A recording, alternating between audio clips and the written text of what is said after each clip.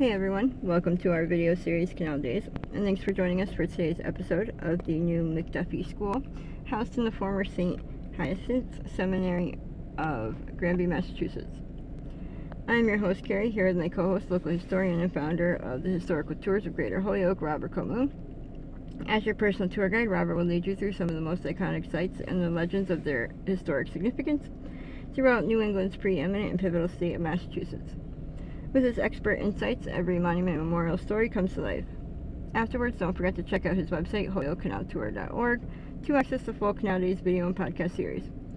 Also, check out his free in-person public tours he offers throughout Western Mass and the 2025 schedule for these special events. You can also book personalized private tours for groups of all sizes tailored to your interests. To discover all that and much more, remember to log on to holyokecanaltour.org. So, Robert, what year was the former seminary originally built, and when did it become McDuffie? Alright, it was built in 1927 for various uses, including it would become a college at some point, and then it became McDuffie in the year 2011. And at that point it stayed so. For a couple of years it was other kind of school, and they left. Has big athletic fields in back, but we're going to concentrate on the very front.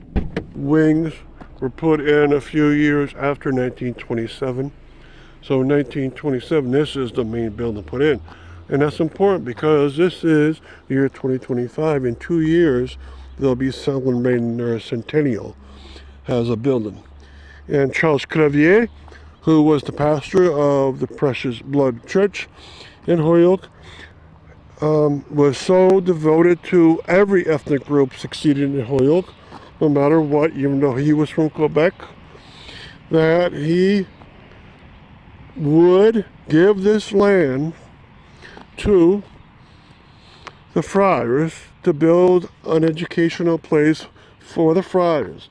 But it was used more to educate friars that already existed, and a few years after that it started training novitiates or rookies, and then it changed into a college by the 1950s, a 4-year seminary for friars, right? And so you can see it's very beautiful, nice.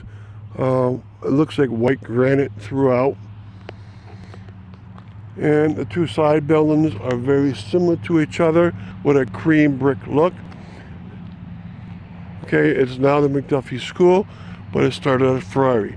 Now, Charles Crevier's parents owned this land, and from about 1900 to the 1920s, when they died, they gave him the land, and they had a house on here, and that house would become part of the campus. I think it's gone by now.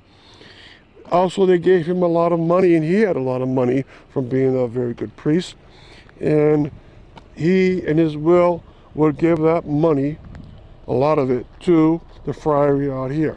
So they had a great start because, this land, house, and money gives you a head start to get going, and they went and did a great job becoming a friary and into a college. And then even when they couldn't sustain that anymore by the 1990s, other groups took over. So it became Holyoke Catholic High School for, I believe, 4 years. They left Holyoke first time ever, I think about the year 2002 to 2006. Then went up to Chicopee, and then a couple other smaller schools came in, including the Granby Preparatory School, and then a school that catered to charter school types.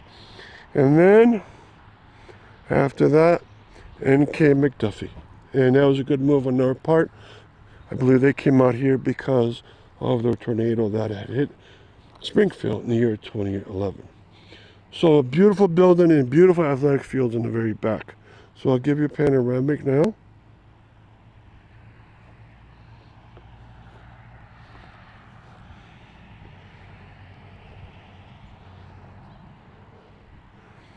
Okay, and make sure you catch out the webpage for this site, I'll build up a series of pictures and some text to tell you about its history.